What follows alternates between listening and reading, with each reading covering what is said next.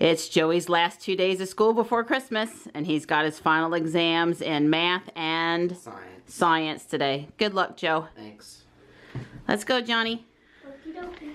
You guys stay in. Did you get your paper, Donnie? Thanks for pulling Ruby out for me. Oh, she is nice and warm in here. You must love me.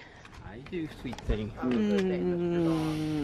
Kiss, kiss. See you in a little bit. This morning we have another screen print from the 3D barn. It didn't get too cold overnight. It's 37 out there right now. Sure can't complain about that for a December day.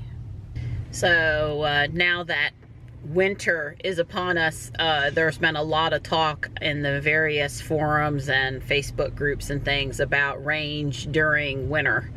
And I guess a lot of people have noticed their range has gone down. Of course, running the heater is going to go down a little bit, right? Because the heater's more expensive than the air conditioner from electric usage perspective.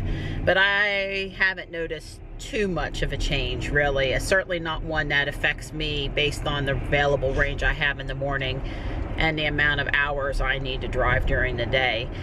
I think one of the things that makes a big difference for people is possibly that they're not parking their car. They don't have the ability to park their Tesla in the garage. So when they get out in the morning, they've got a very cold car. Me, first off, it's in the garage. We heat the garage to stay, you know, between around 50 degrees, depends on how cold it is outside with the little heater running. And also I've just come off of charging when I get ready to leave in the morning, so the battery pack is all warmed up because it's finished, you know, just recently finished charging. So I have a nice warm car. Plus Don gets out there and he, you know, turns on the seat and turns on the climate control, and the car's nice and warm when I'm leaving. So I think that makes a lot of difference for us and why we're not seeing too much of a drop in range. I'm gonna go pull some Tesla Find numbers for a couple of comparative days, like a Wednesday, which is the day of the week that I drive the farthest because of the chiropractor, a Wednesday in December and a Wednesday, say, back in September, and see, you know, how many miles did I drive, what was the average outside temperature, and how much, you know, battery I had left at the end of the day, assuming that I started out, you know, both days at 80% battery. And I don't think we're going to see a huge drop. We're going to see a little bit of a drop probably, but not a huge drop. But I'll pull those numbers and talk about them some more later in the video. So I pulled up the Teslafy summary information for Wednesday, August the 16th and Wednesday, December the 13th. A really hot day and a actually really cold day. So on Wednesday, October 16th, the average temperature was 84.8 degrees Fahrenheit. So obviously I was running the air conditioner a lot that day. I drove 125 and 78 miles. I used 134.83 rated miles, and that was a 93.29% efficiency. Note it does say I was in the car for 5 hours.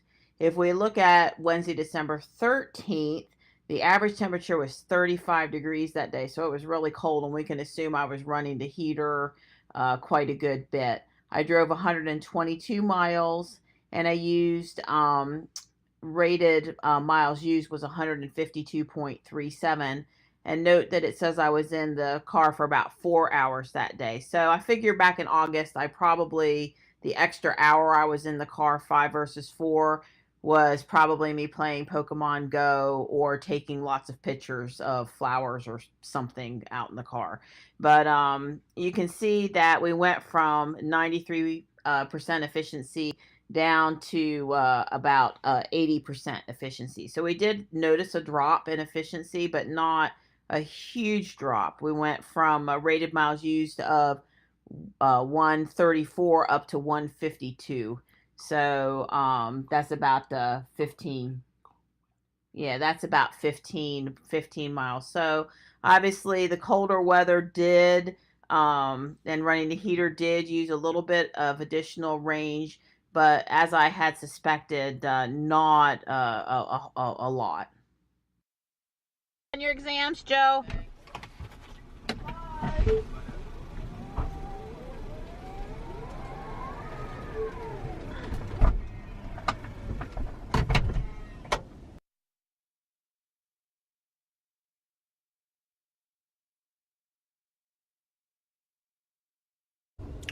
It's 1:15 p.m. and I'm taking off to the kids' school. It's robotics this afternoon.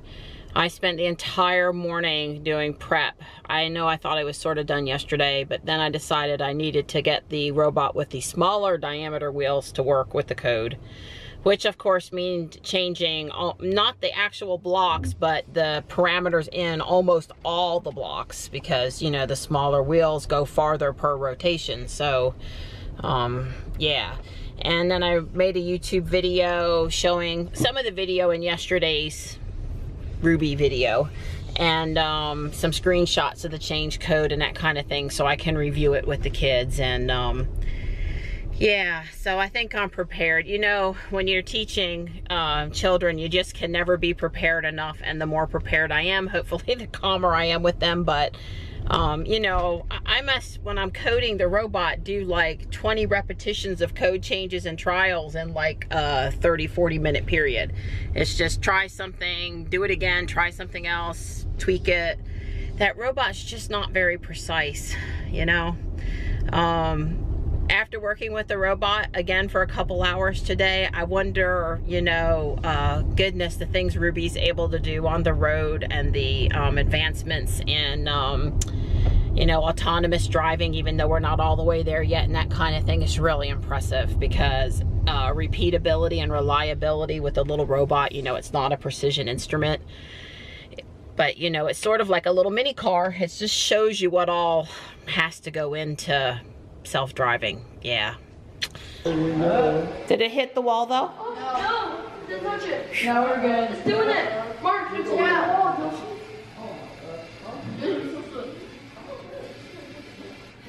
It's doing good. Phew. No. All right, well that was pretty good though, right? It went pretty far. Ready.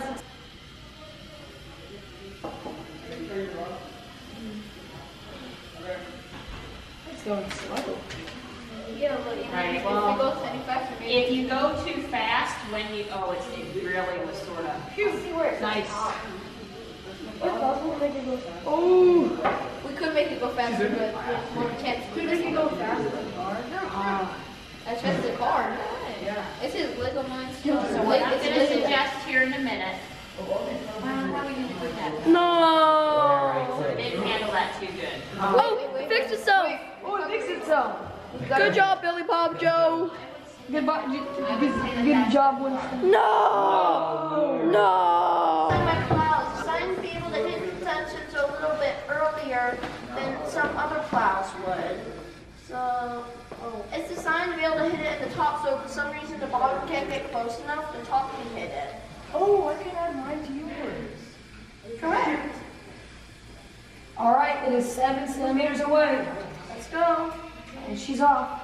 Now, Johnny, since you made it hit sooner, what do you think how that might affect the program? I think it made it through a little bit more room to back up like this. Hey, look, it's doing That's it. also going to cause that. So what happened there was, run it one more time, Alex. What happened there was you backed up farther than you were backing up before because you hit it with the plow sooner.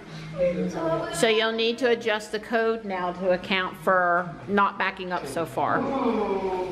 Correct. So watch how far, watch after it turns how far it is away from the wall. It says 12. 12 is way too far. So you'll need to go adjust the code so that it doesn't back up as far to make that particular plow work. So this team has entered in all the code onto the app on the Chromebook. They're just trying to validate that they have copied it correctly. That it works at least as good as it worked from the PC version. Hopefully.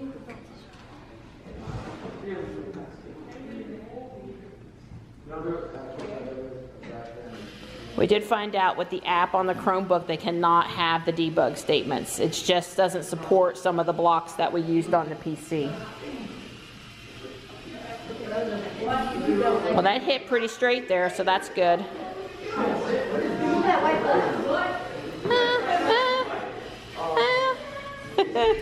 So I think Lego League went relatively successful today. We didn't have as many kids there as we do sometimes, and maybe a few didn't come back after the first maze week because things were really hard. Hope that's not the case. But anyway, one of the teams worked on adding the plow attachment in front of the touch sensor and then retesting the code. And the other team had to type in the program from scratch onto the Chromebook and get it to run. And they actually did really good. The time that it worked the best was the last time and no one was filming. But yeah, they actually got that to work pretty good. So I think we ended up this maze coursework on a positive note here before the holidays. So after the holidays, we're going to totally tear down the robots, and I'm going to let the guys build a robotic arm, a color sorter, a tank, and I'm gonna have to come up with one other one since we have 4 robots now. But we're gonna build some machines that do cool things. So, and of course there's a lot to learn from doing that. The young tiger class is so cute. They know how to make it fun for the kids.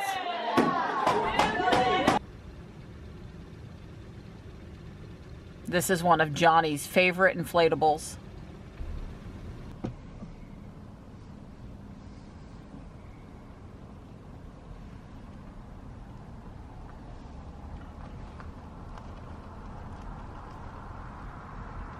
I like these people that decorate their fence.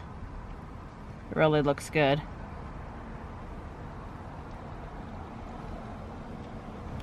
This house has had this moon for years, and I think it goes down as one of the most unique Christmas lights. I really like it.